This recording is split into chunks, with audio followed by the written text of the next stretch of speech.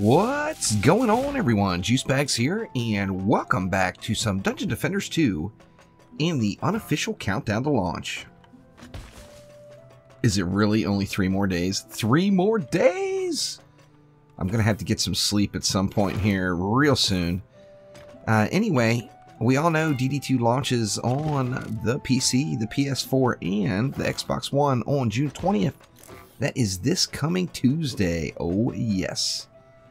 Now, today's tip of the day, I wanted to talk for a moment about Cyborks. I know I mentioned this in a previous tip video, and I wanted to go into a little bit more detail on it, as I do just get lots and lots of questions on Cyborks and how to defend against them.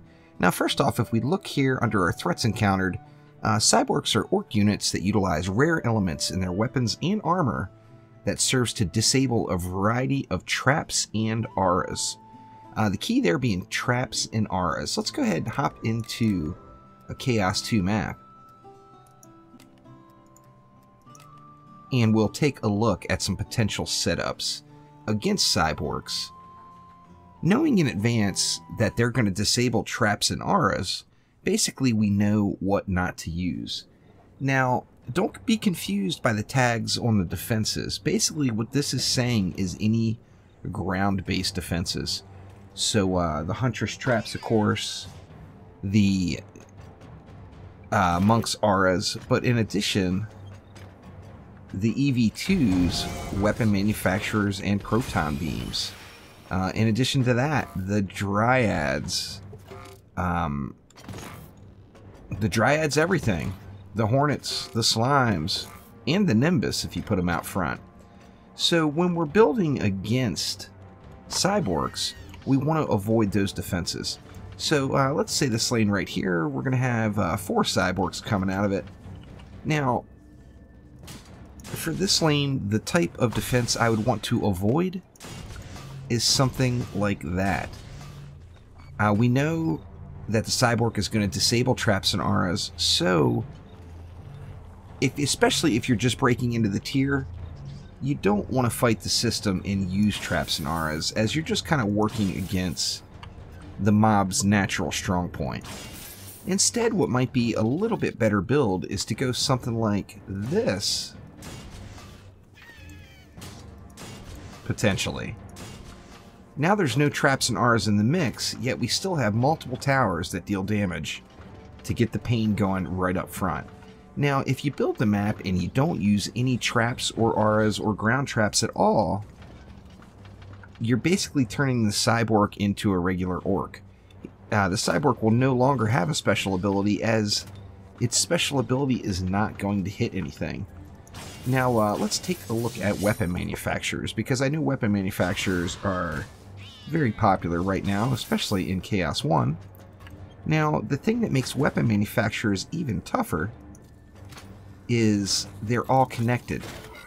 So if a Cyborg hits this, it's effectively hitting everything, because each node is not independent of itself, and it is connected.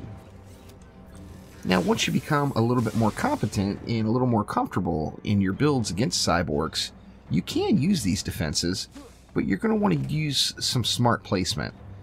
For example, if I put an aura, say, over here, it still gives me coverage into the lane. However,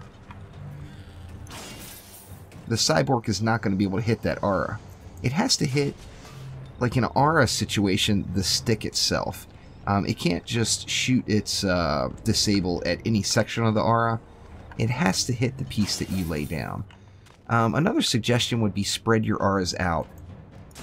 Don't ever build them like this. If you build them like that in a straight line, if a Cyborg comes here and does his attack, he's actually going to disable both of those auras. So if you do want to use auras and you're comfortable with using auras, just spread them out a little bit.